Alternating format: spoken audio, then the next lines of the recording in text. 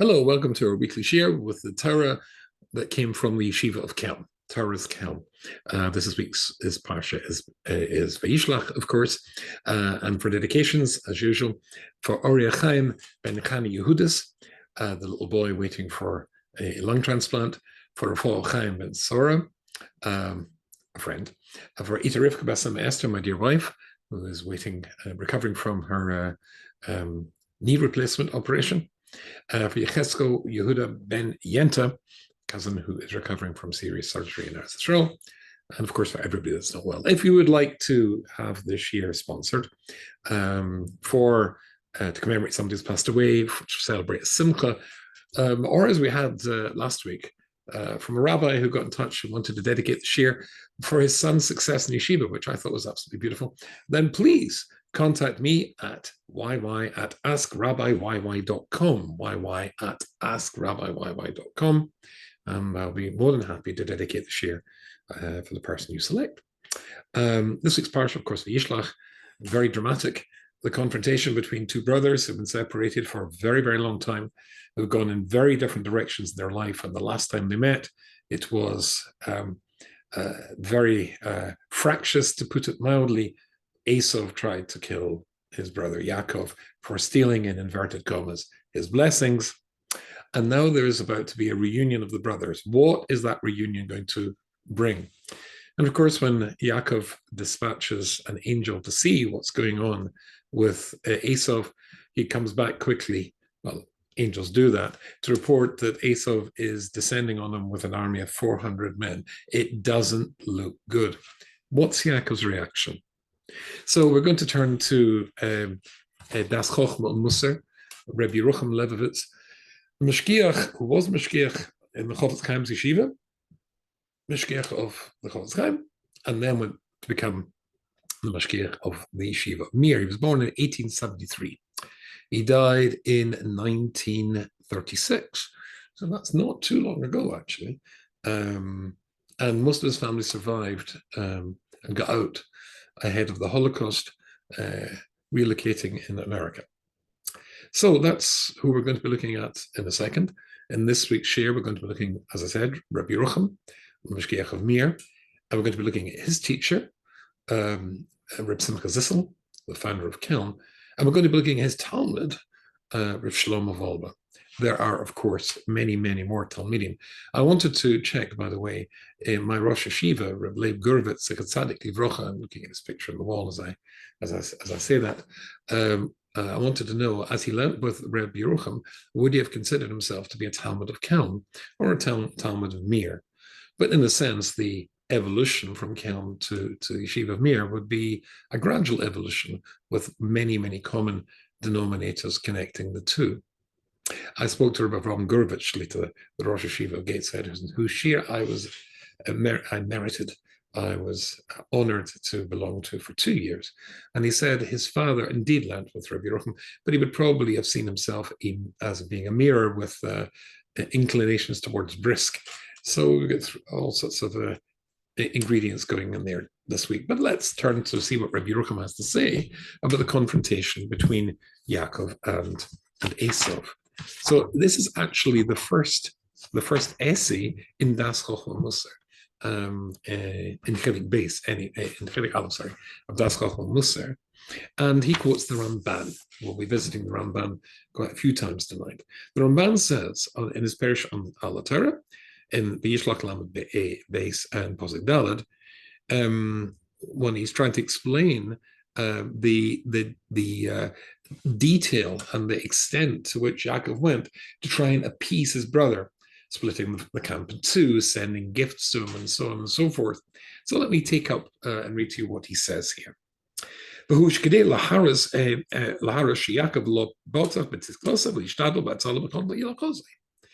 teaches us that Yaakov Avinu, in doing that, in doing all the how can I say mundane, not quite the right word, but taking every precaution, every reasonable precaution that he would do in this world to overcome the enemy who was coming to meet him, it means by definition that he was not, or did not feel himself able to rely on his merits as a great tzaddik, surely that would have overcome Easuv. And there's indeed a lot to say on that. However, it would seem to be that Yakov, who states when he famously, as the Apostle report says, with my stick I crossed this Jordan River. And the Medrash says that he crossed the Jordan River miraculously in the same way as the Jewish people crossed the Easuv, the Red Sea.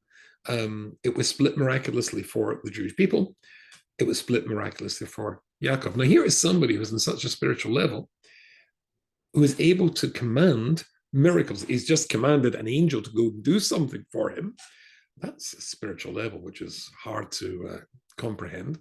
He's also in such a spiritual level that he's able to split the Jordan River and walk through so he doesn't get dry. It doesn't get wet and stays dry. So why is he so scared for his confrontation with Easuv? So let me read to you what he says here. So he says, good. Now,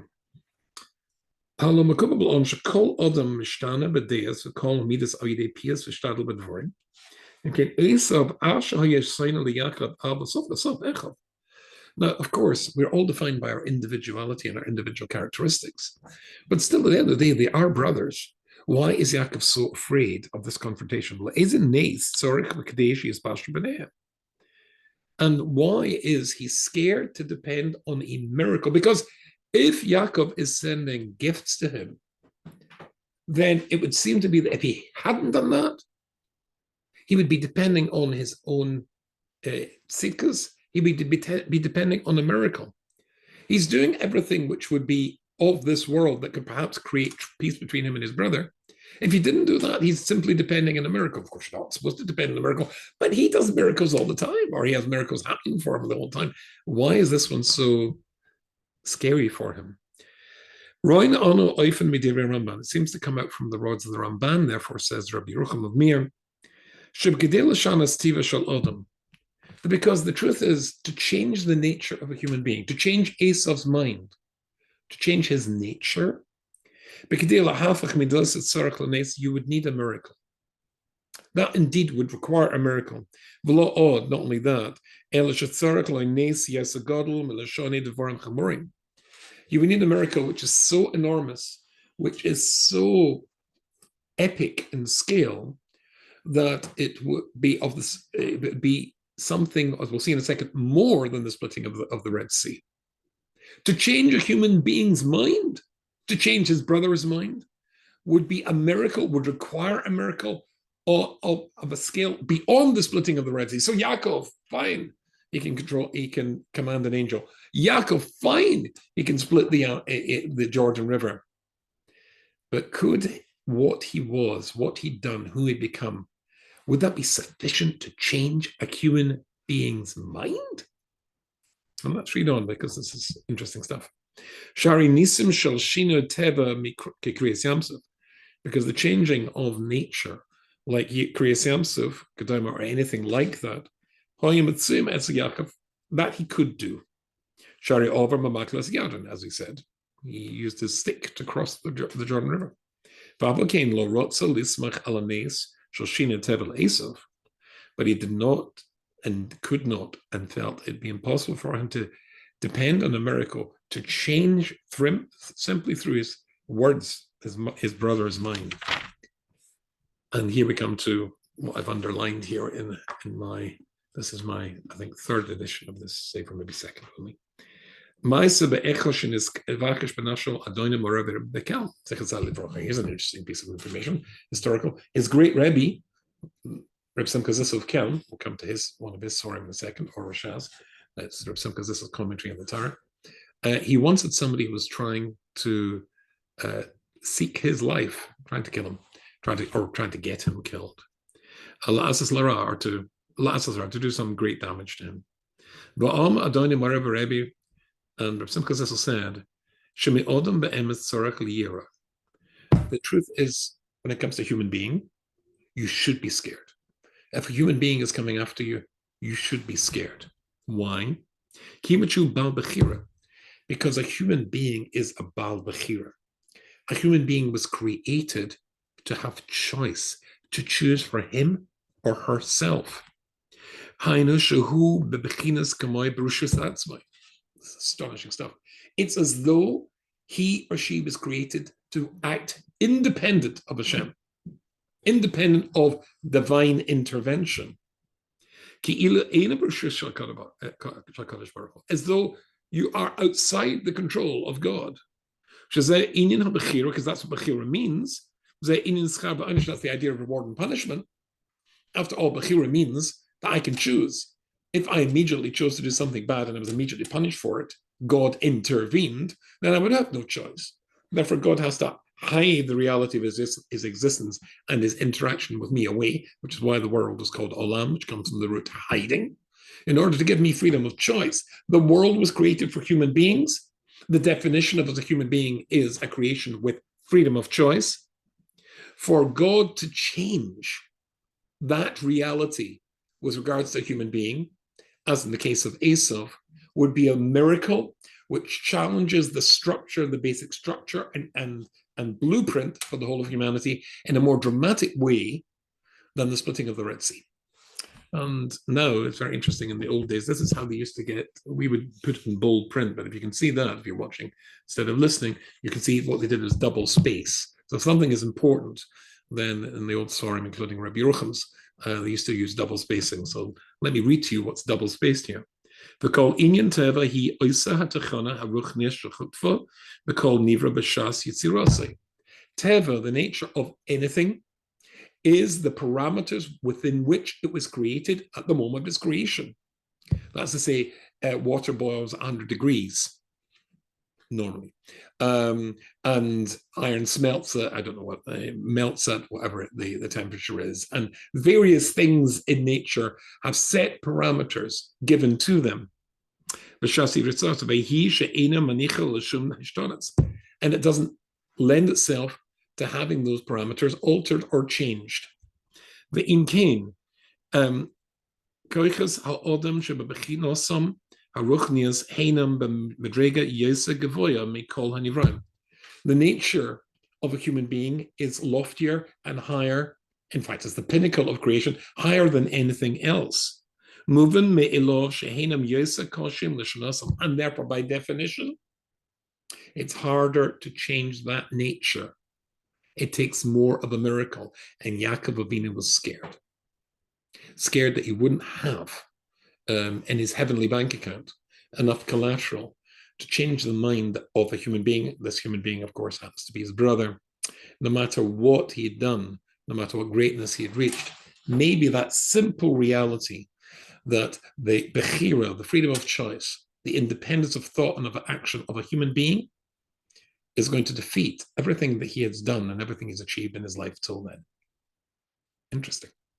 To change is a big deal. It's very hard to change a human being. It's also very hard for a human being to change him or herself. That's Rabbi Yerucham. On the confrontation between the two brothers, there's a lot more to say here, but I want to move forward into related Kelm sources. And so, from moving from Rabbi Yerucham, from Mir, one of his Talmidim, now we're going to be looking at Ali Shar of Reb Shlomo Wolbe. And Reb Shlomo Wolbe, he says, and you'll find this in page Reish Lamed Gimel. Now let's see, this is in page Reish Lamed Gimel, and it's in the second half of the page, in case you have one and you want to know where it is. So he says the following thing. Oh, who was he? Just in case you don't know, he was born in Berlin, and he only died in 2005. He was born in 1914. So that's the outbreak of the First World War. He died only 2005, not too long ago in Yerushalayim. I think I've said in my sharing before that it was one of my lifelong ambitions to hear a shir directly and even meet Shlomo Wolbe. Like Rabbi Yerucham, extraordinarily deep stuff, extraordinarily deep. And the difficulty with the Sefer is he wrote it in modern Hebrew and Ivrit, not the classical Hebrew that Rabbi Yerucham wrote on or Simcha Zissel wrote on. So it sometimes makes it very, very hard to, unless, of course, you're an Israeli. But if you're a me or me, then it's a bit of a struggle. But of course, the more things a struggle, the more you achieve when you've actually beaten the struggle, and there's always tremendous rewards. Let me read to you what he says in Vayishlach Gimel, and he says the following thing. He's talking, now this is a series of shirim he gave, and he's talking now about the idea of kavod, honor. You remember Pirkei Avos, the three things a person has to run away from. Supposed to run away from gaiva, taiva, and kavod. Gaiva, ego; taiva, physical desires for physical pleasure, hedonism in English; and of course kavod, honor, and prestige. So he says the following thing. He says, "Hargishas kavod he mida ikoris kol odom." Looking for kavod, wanting to have kavod, to be honored, to be thought worthy of honor, is a fundamental aspect and facet of being a human being. Nevertheless,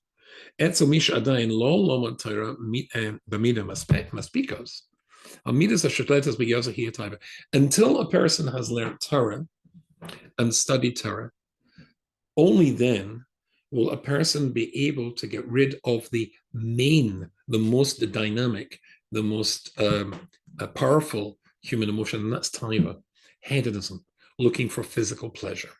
Something that Vilna Gaon says, of all the desires, of all the human dynamics, the desire for physical pleasure is the most profound. But when you study Torah, that causes the desire for physical pleasure to retreat. So let's read on here what he says. So he says, Amida shaletzes b'yosehi ataiva, until a person's learned Torah, then taiva is the dominant motivator in a human being. But we start, the more you learn Torah, you diminish the dominance of taiva in your psyche and in your life. Harry, koi divrei Rambam b'seif Hilchos Asiri Bia. The Rambam makes that quite clear at the end of Isuri Bia, forbidden relationships. In Moshovas Harayas Mesgeres Ela believe ponim in a chokhmah. A desire for physical desire and sexual corruption only exists in people who are distant from chokhmah, from wisdom. So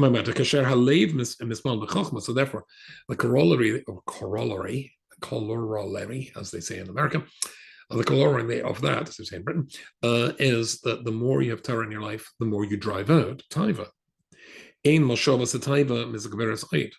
to the extent where you can really purge it from your system altogether. But the more that taiva, hedonism, physical desire for all the pleasures of this world retreats, it creates a vacuum. And that vacuum is filled with kavod, a desire for honor and prestige. Now, this is very, I know he's going to go quite deep. It's very interesting. The vacuum is created and kavod will come in place. And a person will feel more and more that they want kavod. They want prestige. They want to be honored. And why that is so, he says, that's obvious. Because taiva is a child of the physicality of a human being. So if you're now concentrating in Torah, as we said before, you're promoting the spirituality, the ruchnius of a human being. And of course, the predominance of the desires of the physical start to decay. But honor, that's not a physical thing, it's a spiritual thing. The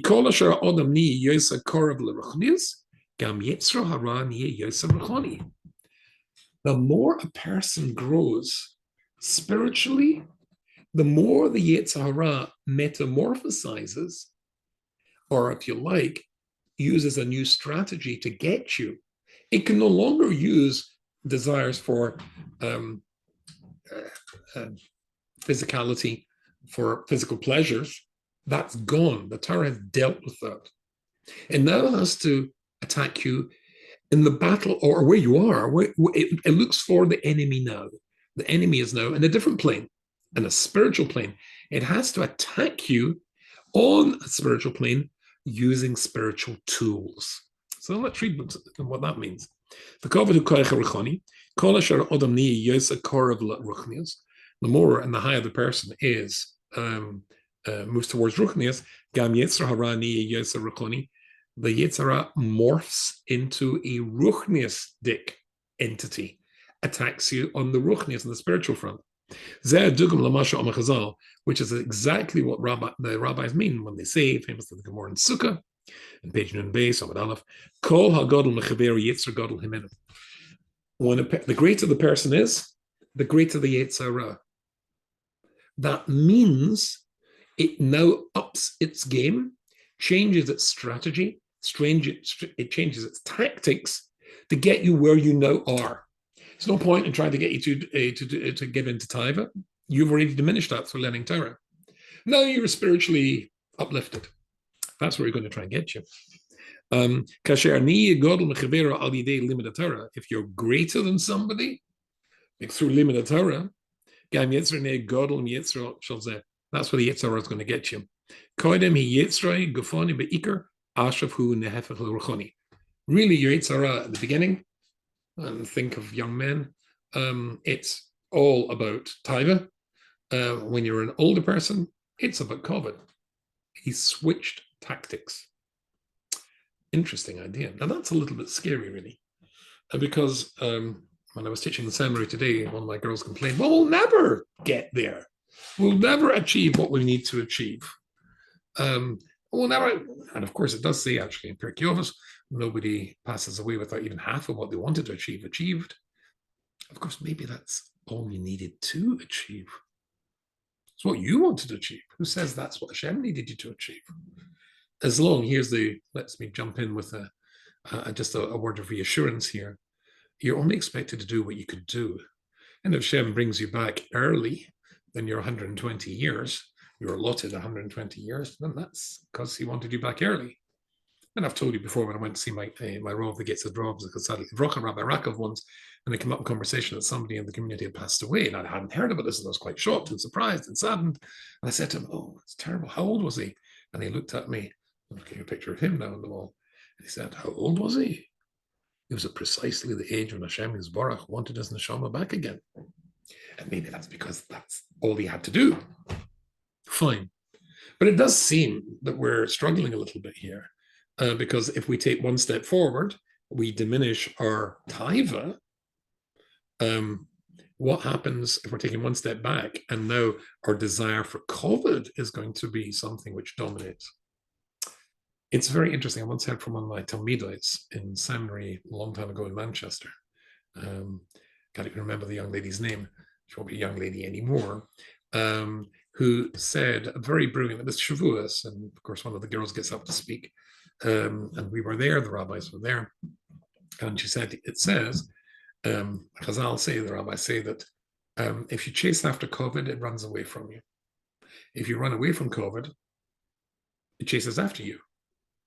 So whichever way you look, it doesn't make any difference. If you're chasing it, you're that far away from kovet. If you're running away from it, it's chasing you, you're that far away from kovet. So whichever way that you're doing it, the negative, the positive way, the correct way or the incorrect way, you're always that far apart. And she said something which is brilliant. I can't remember who originally said this. But when you get older, you slow down. So if you've been chasing after kovet, then it's going to get further and further away from you. But if you've been running away from kovet, it's going to catch you up. It's a very beautiful idea. In other words, kovet can be used correctly, but I mean, we're talking about kovet being used by the Yitzhara. I once saw somebody, a rabbi, who was a tremendous Talmud Chacham, and he came to it was an event happening in a certain synagogue, and there wasn't the seat that he felt he was worthy of, and perhaps he was not allotted to him. Well, it was, for some reason, I was sitting in that row of seats, and when I saw, and he looked there, is there a spare seat? He said it wasn't, it was a row. And it was uncomfortable. I said, please have my seat. Incidentally, that would be appropriate. I don't know why I was sitting there in the first place. But there was a good example of a Talmud Chacham, certainly a Talmud Chacham, wanting kovet. That's it's a horrors type kovet. Fine. But we've got this problem that it seems to be whenever we change, or we want to change, and we said at the beginning, it's hard for a human being to change. So much so that Yakov is scared. How could Easuv ever change his mind about me? That would take an incredible miracle to change. And here we're saying, and if you do change and you get rid of your taiva, but now you get caught to attack you. The Yitzhar is going to attack you with that. It's ongoing. It's unending. That's a bit like the seminary girl said to me today. We're never going to get there. Well, there's an important rule in the Gemara which says, "In a mochem bo b'trini avreis." So Hashem doesn't, in crude terms, mess you about. He didn't offer you challenges. He didn't give you challenges unless you could pass them. So there must be some way to overcome this and to do this. And how would that be? So at this stage, I want to take you now to the founder of Kelm, Reb Simcha Zissel, in his wonderful sefer Orashas. Now, he's very deep, but I think you will enjoy this. Remember, the purpose of being on the planet is to grow, is to change. All of the greats of Klal Yisrael went through transitions to change. Avram became Avraham. Yitzchak, he offered as a sacrifice, he was in such a high level, that was his constant. But Yakov, who is the combination of both Avram and Yitzchak, he becomes a Yisrael. He changes and elevates too. Sarai becomes Sarah. The whole process of, and if you think about this, all the greats of Klal Yisrael went through so many processes of change, metamorphosis. That's why we're here. So let me read to you what Reb Simcha Zissel says in this week's Parsha. And I think you will find this enjoyable and probably a bit of a challenge. I certainly did. Maybe I should have gone through this 5 or 6 times instead of the only 3 times I think I went through this. But I hope you enjoy it anyway. And he says the following thing. Okay, so Hine says Reb Simcha Zissel. Oh, Reb Simcha Zissel Pashas Vayishlach, in case you happen to have one. Kuf Pei Gimel. Hine ze Hine ze Yodano ki Milas Odom Lefi has the Chosai Mechamorias Hagashmias. The thing that defines the spiritual growth of a human being and causes the spiritual growth of a human being is his or hers moving away and abandoning the physicality, the taiva, which is his Talmud Rabbi Yerucham was talking about just a few seconds ago. And the more you refocus your life away from hedonism, physical desire, etc., then automatically you go higher. Not only do you become spiritually refined by a rejection of the physical, intellectually you become refined as well.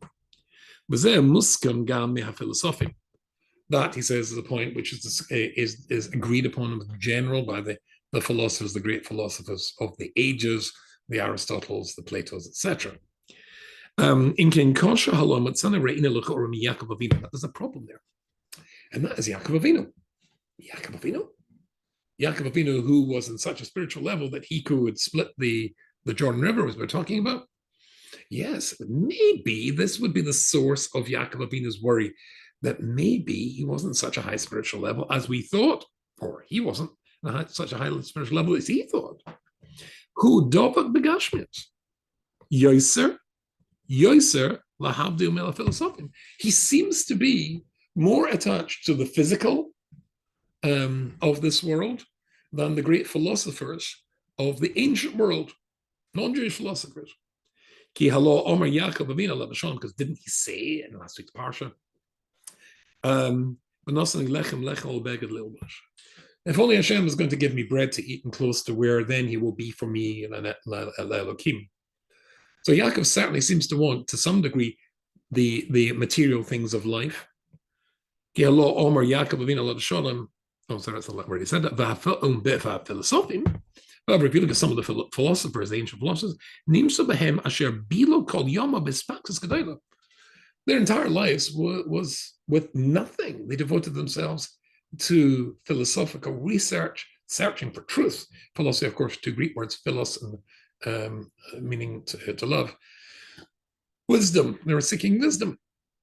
And they didn't want anything. In fact, Achagam Malbish Lenasham who had Tzad Hapachas. What they wore was basically a loincloth. They weren't interested in anything. They had no possessions whatsoever. So the great Yakov Avinu, he makes a condition with God. I need some things. I need food and I need clothing. But these philosophers don't need. So maybe that would be the flaw. Well, let's read a little bit further. You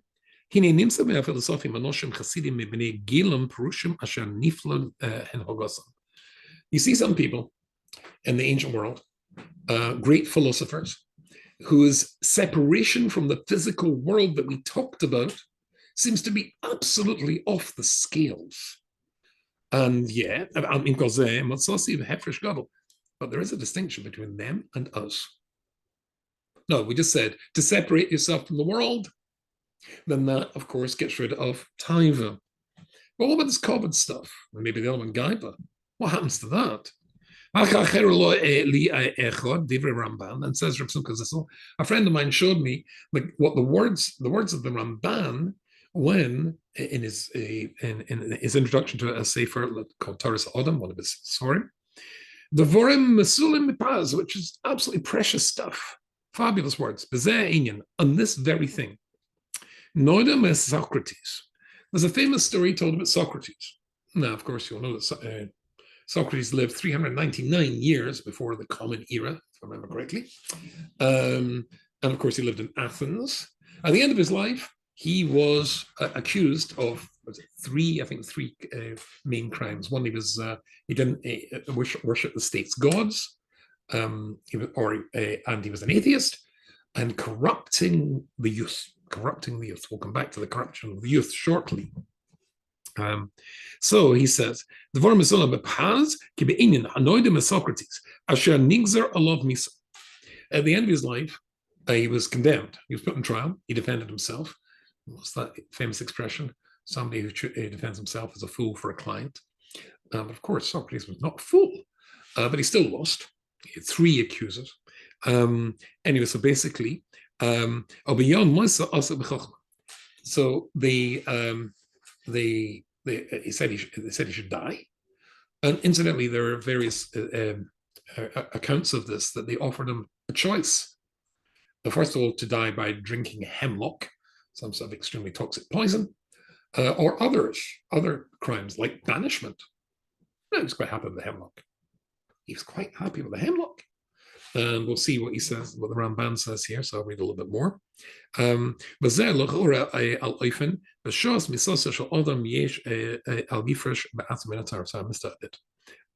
day when they said, when he was supposed to execute it, he was walking up and down in his cell, going through all sorts of difficult philosophical ideas and trying to solve all sorts of deep philosophical questions. Astonishing.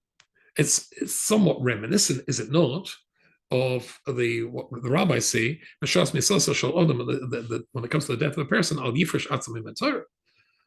even the day of your death, you should not separate yourself from Torah, from study of wisdom. Wow, this seems to be like that.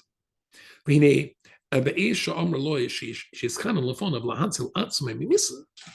they told him, if you just recant or beg for mercy, they'll give you mercy. La Rosa. Nah, he didn't want to. Because as far as he was concerned, going out to be executed or drinking that hemlock was like going to a dance. A nice, enjoyable experience. That was his attitude with regards to life. Now, he goes on to say, interestingly, later on, he quotes the Ramban again, and the Ramban said that Socrates was once asked, why are you never sad? And Socrates replied, I've never seen anything in the world to make me sad. Really? How about starvation? How about children dying? How about war? No, not at all. Now, we have a concept called Ein Od Milvado. There is nothing except Hashem. It's a very strange concept. After all, I'm talking to you and you're listening to me, and you're a you and I'm an I. So what does it mean when he says there's nothing in the world except Hashem? I once had one of my students who was very, very, very brilliant and was combining what they knew about the world of physics, when I can't remember the exact details. The student actually gave me all their research. But basically, there is a school, well, the old school of thought, and I can't remember the figure, so just let me bluff this one. The part of an atom which is matter is something like, I don't know, 100 billionth, something like that. If you've ever been to Paris and you've seen the Eiffel Tower, that means to say, if you were to take all the nothingness out of the atoms of the Eiffel Tower, reduce it just to matter, it would fit inside a matchbox. That's what they used to think, my student explained to me. However, they get some new fantastic electron microscope that shows that the previous thing that they thought was matter is not matter. And it's only, I don't know, 100 millionth of that. That means you would need a conventional microscope to see the matter in the Eiffel Tower. A very disconcerting thought if you actually go to visit it and you're standing at the top in the observation tower. What are you standing on? What are you watching it with? We're all made of matter and atoms. And therefore, there is indeed a serious school of thought in physics that there is no such thing as matter. How creatures of matter came to that conclusion, I'm not terribly sure, but it's a serious thought. There's no such thing as matter. This student had put this together, this theory, if it is a theory, in physics, together with the Einod Milvado, and come to the rather scary belief that they didn't exist. And they were in quite a crisis. I was called in to bring them back, actually, from the edge of madness. But ultimately, Einod Milvado does have that implication. Socrates said, I've never been sad. What's to be sad about? It just doesn't really exist. It's all just one big imagination. Socrates and his sophistry, his brilliant mind, was able consistently to find answers for anything. You just could not argue with Socrates. He could justify anything. And that was the corruption of the youth thing that I told you about before. He would be able to rationalize to young men why they should punch the father in the nose. It would be perfectly acceptable, perfectly a logical thing to do. He could just tie you in knots. And it didn't really matter because the whole thing is just one big joke, one big non-reality. A bit like solipsism, the belief that nothing exists except me. Cognito ergo sum, as Descartes said. That was where he was going. So therefore, he was quite happy to be taken out and to be killed. What's the problem? Why do I have to save myself? It's all the same thing. Dying, living, makes no difference. That was not the approach of Moshe Rabbeinu. Now, Moshe Rabbeinu knows about all these philosophical ideas. And indeed, as Shlomo Melech famously says, Hevel Havolim Kol Hovel, that rather sounds very much like a Socratean perspective. But when Moshe Rabbeinu comes towards the end of his life, then in Pashas Be'eschanan, then Be'eschanan, if you count up the numerical value of the letters of Be'eschanan, you come to 515. That's how many times he prayed to stay, to be alive. Why? If it's in Od Milvado. Well, the answer is, even if that's intellectually true, there's a level beyond the intellect. You can't see a way. The Torah is more than you. Brilliant minds are brilliant minds, but they're only brilliant human minds. But our perspective is there is wisdom, there is truth, which is not finite, is infinite. It comes from Hashem. And therefore Moshe Rabbeinu, as Simcha Zissel goes on to say, davens like crazy. He wants to be here. He wants to stay here because that's what Hashem wants. Let me read to you what Simcha Zissel says, and this is on page Kuf Pei Dalet. So he says, let me find. Okay. So Moshe Rabbeinu was scared of dying. He wanted to stay here.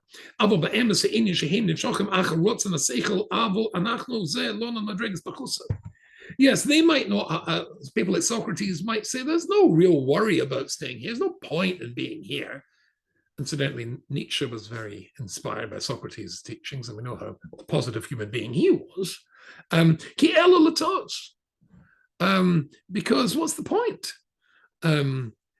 of, of being here? But that perspective coming from a human mind is obviously likely to lead the human mind astray. But we go after what Hashem Yisborach has to say. Adarabba, that these people who think this world is nothing, that the human body is disgusting, and the human processes, including excreting and urinating and all this stuff, is horrible. We believe that those physical processes are somehow or other able to bring us close to Hashem. We make a brocha when we go to the restroom. We make a brocha when we eat food, because Hashem tells us to. As I said before, Hashem doesn't mess you about. He doesn't give you things to do that you can't do. Change is difficult. Of course it is. But it's doable. And Yakov is scared that in order to change Esauv's mind, is going to take a big miracle, indeed. But the biggest miracle is when you change your own mind. And you can do that. You can change your life. Maybe not enormously in a galactic scale. Who says it has to be in a galactic scale? Maybe it's half a change. But as long as you're in an upward trajectory, as long as you're there and doing what the Torah says, you will change. Oh, what's the point? As we saw from Shlomo Dolba, if in conquering one, there's a new one that comes to meet you, because you've moved forward, because you've gone up. Instead of fighting with Taiva, now you're fighting with COVID. Good. You've got an enormous jump. And then maybe Gaiva after that. Oh, that's fantastic. That's exactly why you're here. To be going up. And you can be going up. So philosophy can be a sort of like a self-consuming thing where, well, it's just me and my mind, and the whole purpose of life is ultimately useless. So I don't mind dying. We do. Because Hashem says you should cherish every moment of life, because every moment of life is an opportunity to grow and to be more and to do more and to help more. So we embrace this idea. That's what Reb Simcha Zissel says. And I think that's a beautiful conclusion on the Torah of Kelm, and an insight into their perspective of the conflict, or rather the confrontation between Yakov and Easuv. Yakov is scared to let go of this world. He wants bread to eat. He wants clothes to wear, because Hashem wants us to have these things in order to use them to get close to Him. If Hashem gives you clothes, it gives you food, it's an indicator He's there. He's on your side. You've done things right. And if He stops giving it to you, it's an indicator that maybe you've done something wrong, which you have to remedy. So Yakov wants this world. If you don't think that the world's worth anything at all, you don't need that stuff. But we think the world is worth something. That's why Yakov wants those things. That's why Yakov realizes it's a challenge. Maybe Easuv won't change his mind. But doesn't he say you can't change your mind? After all, Easuv did change his mind. And we can too. I wish you all a very good Shabbat.